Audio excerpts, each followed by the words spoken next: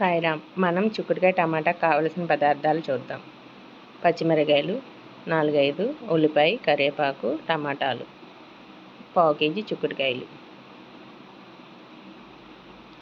తాలింపు దినుసులు వేసుకొని నూనె పోసుకొని తాలింపు దినుసులు వేసుకొని వేయించుకొని ఉల్లిపాయ పచ్చిమిరకాయలు కూడా వేయించుకోవాలి.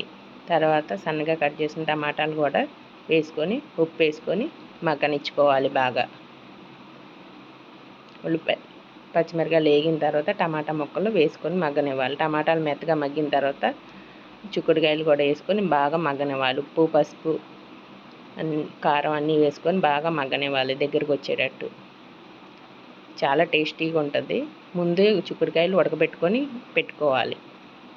కొంచెం వాటర్ వేసుకొని మగ్గనివ్వాలి.